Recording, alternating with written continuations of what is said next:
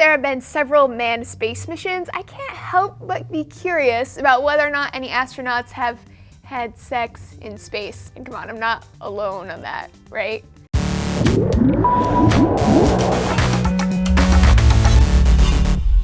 Hey everyone, I'm Laci Green, and this is DNews. The official word right now on whether or not anyone has had sex in space is no. You pervs, our astronauts are professional people. Which, okay, I get it, but it's kind of a bummer, right? Because I just feel like it would be so cool to hear about. I'm guessing it's just a matter of time before NASA addresses space sex though, especially as mission demands become longer and more intense. For instance, asking people to refrain from sexual activity for over a year is kind of a tall order for some. Astronauts might be professionals, but that doesn't mean that they're not human. There are lots of questions though about how sex could even happen given the whole no gravity thing. The most obvious challenge is that the slightest push or pull will send their partner flying across the craft. Makes things a little tricky. There are some solutions though, like strapping yourself down. It seems that in order to pull this off, the straps would have to be intentionally placed for the purpose of sexy times, because when else do astronauts need to be laying on top of each other? There's also the issue of blood flow. Without proper gravity, blood flows through the body differently, and speculation is that it would be much harder to achieve an erection. In fact, it could actually be impossible for some folks. NASA might already have information on this, what with all their observation and analysis of the human body in space, but they haven't said a peep about it.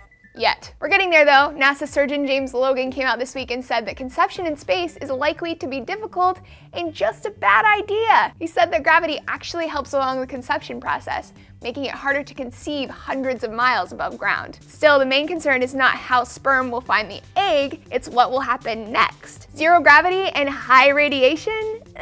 Not ideal conditions for a fertilized egg. High radiation causes mutations in your DNA, which is actually a broader issue that NASA has yet to solve for astronauts in long-term flight. Also interesting to me are the social aspects of having sex in flight. The astronauts are doing really exciting work, which tends to get people in the mood. They're also in close contact with each other around the clock, another thing that kind of brings people together. And yet, they have no privacy. There's also the potential for jealousy with team members pairing off and the consequences of a relationship or an interaction turning sour. What's painful in the regular world could be devastating when you're isolated and confined. Again, they may be professionals, but that doesn't mean that they're not human. Maybe this is why NASA prohibited married couples from going on the same mission together. While I do think sex in space is attractive, just from the sheer scientific cool factor, it does seem like one of those things that would be better in my 200-mile-high fantasies than in real life. The physical and social realities of sex in space are kind of complicated and maybe not all that glamorous. Let me know what you guys think of sex in space, namely if you think it's a good idea and if you would be down to try it. And I'll see you guys soon with more DNews.